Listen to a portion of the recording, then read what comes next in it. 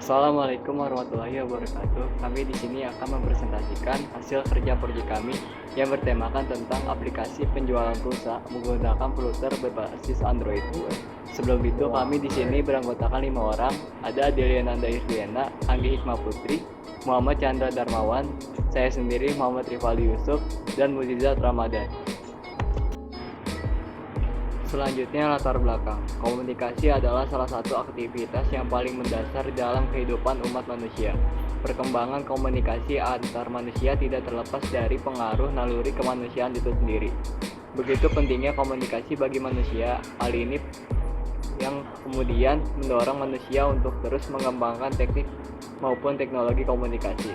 Salah satu teknologi komunikasi yang paling populer dan banyak digunakan oleh masyarakat di dunia sekarang ini adalah teknologi telepon seluler. Untuk dapat menikmati semua layanan yang terdapat di dalam telepon seluler, seseorang harus berlangganan dengan operator penyedia layanan seluler, baik itu berlangganan secara prabayar maupun paksa bayar. Untuk dapat menikmati layanan telepon seluler, seseorang harus berlangganan secara paksa bayar kepada pihak operator penyedia layanan. Tapi seiring perkembangan dan pertumbuhan teknologi telepon seluler di Indonesia, sekarang ini banyak yang bermunculan operator penyedia layanan seluler. Di dalam perjalanannya, pulsa yang sendiri dikenal terdiri dari dua jenis, yaitu pulsa fisik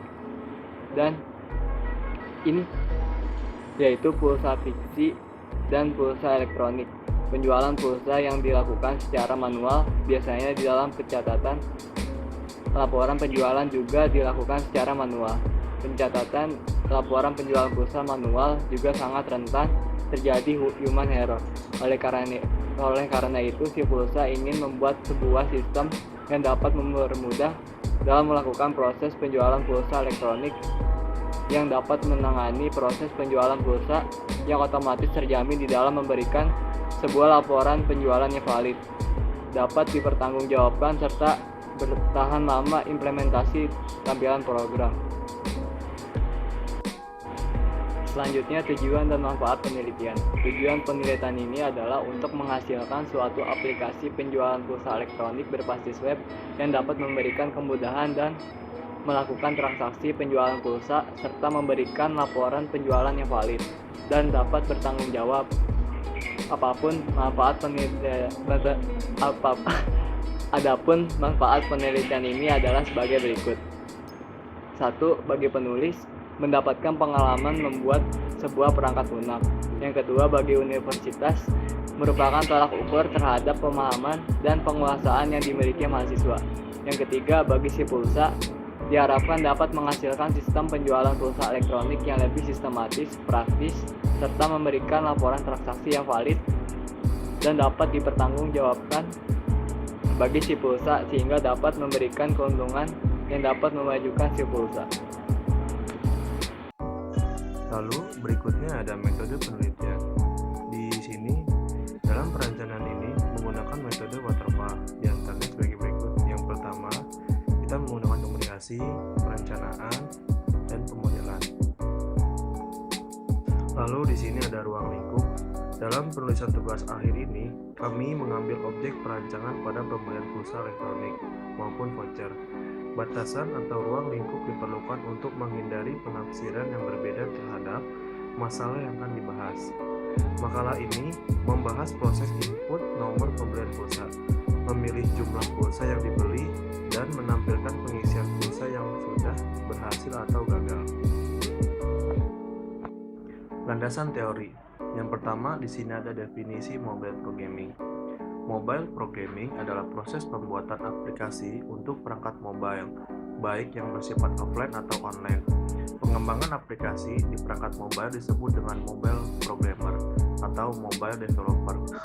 Mobile programming adalah untuk memenuhi kebutuhan dunia atau biasa disebut juga dengan dunia usaha, dunia industri, seperti aplikasi online shop, aplikasi crowd, dan lain, serta untuk kebutuhan aplikasi mobile berbasis multitasking dan multiplatform semakin tinggi. Secara umum, aplikasi mobile developer dibagi menjadi 3 bagian, yaitu aplikasi natif, web, dan hybrid app.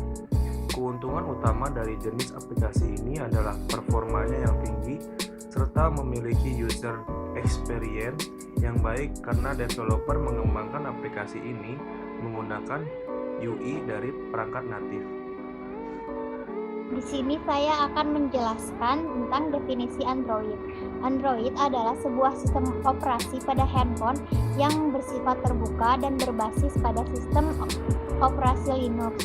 Android menyediakan platform terbuka bagi para pengembang untuk menciptakan aplikasi mereka sendiri yang akan digunakan untuk bermacam peranti bergerak. Adapun kelebihan dan kekurangan Android. Yang pertama, kelebihan multitasking. Android dapat membuka aplikasi sekaligus tanpa harus menutup salah satunya. Yang kedua, kemudahan dalam notifikasi. Setiap ada SMS, email, atau bahkan artikel akan selalu ada notifikasi di home. Yang ketiga, ada widget, memudahkan kita mengakses berbagai setting dengan cepat dan mudah. Kemudian untuk kekurangan, koneksi internet yang terus-menerus, banyaknya iklan yang terpampang di tiap aplikasi. Kemudian definisi Flutter. Flutter adalah sebuah framework aplikasi mobil sumber terbuka yang diciptakan oleh Google. Flutter digunakan dalam pengembangan aplikasi untuk sistem operasi Android, iOS, Windows, Linux, macOS.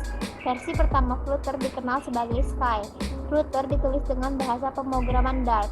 Flutter memiliki dua komponen penting, yaitu Software Development Kit atau SDK yang merupakan sekumpulan tools yang berfungsi untuk membuat aplikasi supaya bisa dijalankan di berbagai platform dan juga framework.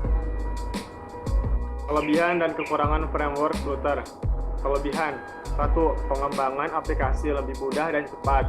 2. Aplikasi mudah diakses.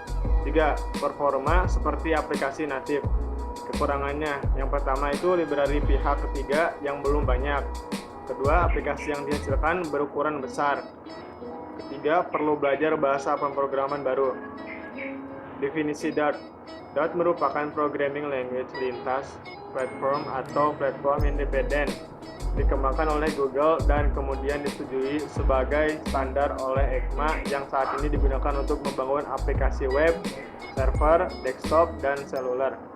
Dart bersifat imperatif, fungsional, reflektif, dan berorientasi subjek.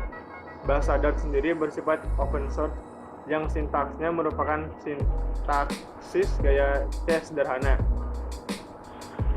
Kelebihan dan kekurangan Dart. Kelebihan: dioptimalkan untuk UI. Kedua, cepat di semua platform.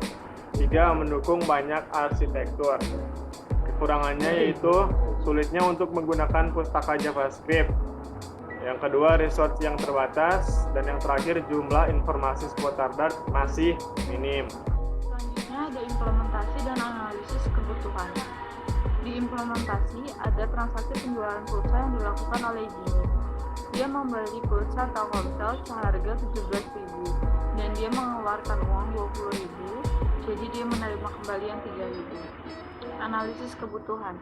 Adapun aplikasi yang dibutuhkan dalam merancang dan membuat sistem penjualan pulsa berbasis Android adalah Visual Studio Code versi 2021.1.1. Selanjutnya ada pembahasan sistem informasi penjualan pulsa.